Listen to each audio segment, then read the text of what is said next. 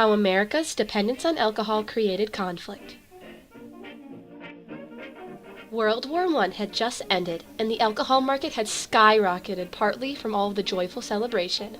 However, the year-long party was cut short when the 18th Amendment was put into place on January 17, 1920. This amendment was an attempt to end the manufacture as well as the consumption of alcohol to turn a nation of drunkards into well-working men. Prohibition was a historical and creative attempt to end alcoholism and domestic abuse in American society. However, Prohibition backfired, giving rise to conflicts such as organized crime and legislative battles. Reaching a compromise was problematic between the dries and the wets, as each sought to protect American rights from their own stance. Before Prohibition was put into effect, life had a different feel to it. Men would spend all their hard-earned money at saloons and bars, and many citizens would drink daily throughout the day. Organized crime existed before the 18th Amendment was put into place. However, a lot of it revolved around gambling and prostitution. The roots of Prohibition trace back to 1893 and the formation of the Anti-Saloon League. The group was filled with mostly women strongly against alcohol because of the abuse many suffered at the hands of drunk husbands. By 1895, the Anti-Saloon League had grown nationally. The growth of the Anti-Saloon League coincided with the temperance movement. Carrie Amelia Moore Nation, a strong figure in the Anti-Saloon League, encouraged women across the nation to vandalize bars and saloons to get their messages across. Her slogan for this campaign was "Smash, Ladies, Smash."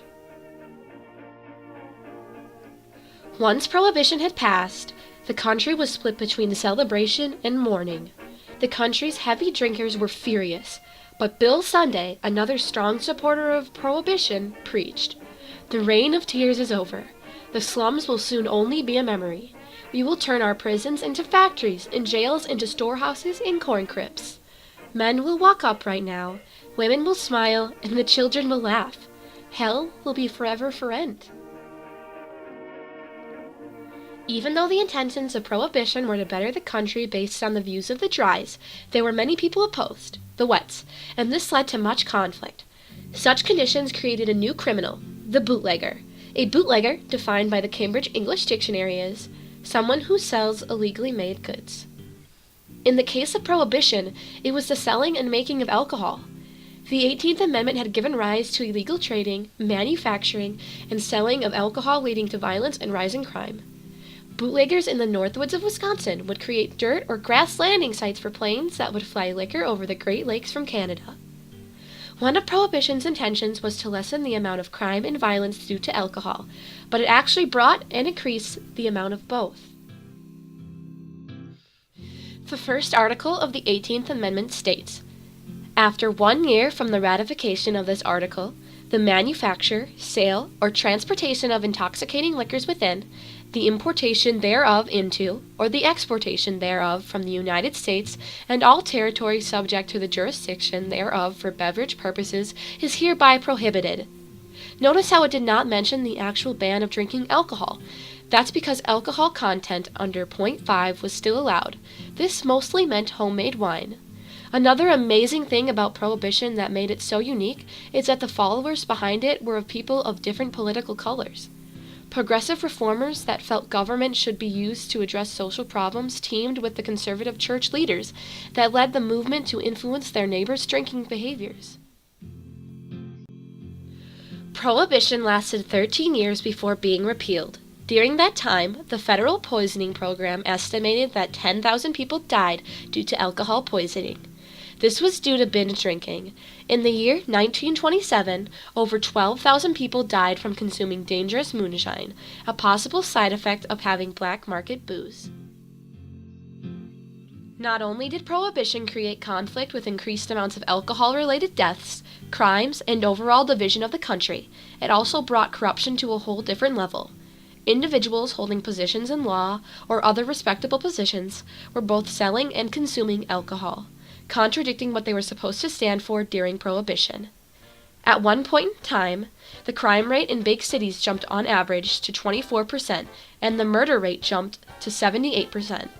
it became clear that Prohibition was doing the opposite of its original intentions and was making the United States a more divided and violent population.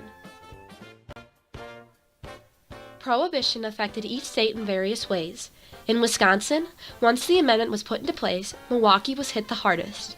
At the time, Milwaukee had some of the largest breweries in the nation, including the Schlitz Brewing Company. A media storm followed, claiming that Prohibition had robbed Milwaukee from its happiness.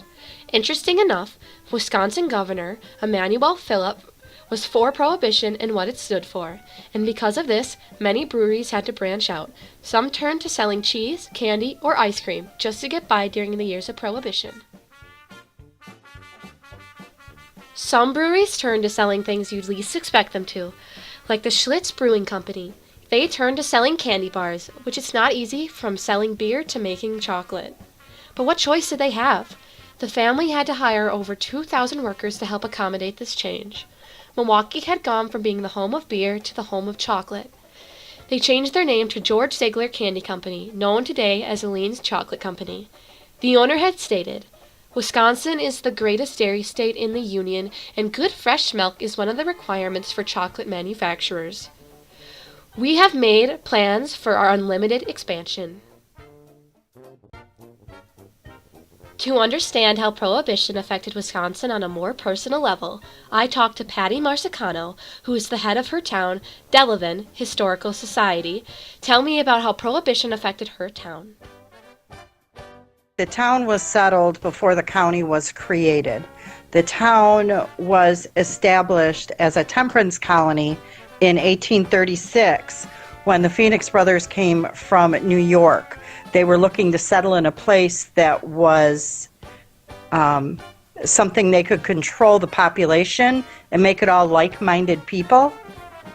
So they came to this area in Wisconsin.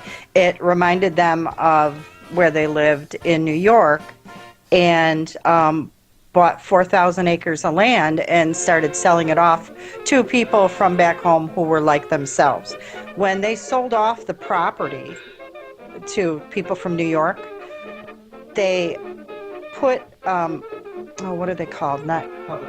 They put covenants in the land contracts that said that the person purchasing the land could never buy, sell, or store alcohol on that premise. So what was the compromise when it came to Prohibition? To help me answer that question, I had Chris Marsicano, the head of the Wisconsin Tavern League and a history buff, share his perspective. Do you think that there was any compromise involved in Prohibition whatsoever? Compromise when they first put it in? I think at the time when Prohibition was passed, there was no compromise. They just swept it all away. It was the sign of the times of the way things were going, and you couldn't get you couldn't get everybody on board with that. It was an all or nothing thing. It was just boom. It was outlawed. I think when it came back, when they repealed Prohibition, I think there was some compromise involved there of having a legal drinking age, of having of different laws and regulations of who could sell it, where you could sell it, how you can sell it. After 14 years of increased violence and corruption, the 21st Amendment was put into place in 1933. The 21st Amendment gave power to the states and let them choose whether they wanted to ban alcohol. Eventually, every state decided to ditch the idea of prohibition. In 1966, Mississippi was the last state to finally ratify the 18th Amendment and set every state's status to a wed state. So why does prohibition still matter today? It is a chilling reminder of what happens when a movement of driven citizens tries to control a country's personal habits. Prohibition potentially teaches us that persuasion is better than force. Prohibition sets an example of what we can avoid when making new laws today, and also reminds us that not everything we do may work out as planned. And addressing social problems and behavior with legislation can be tricky.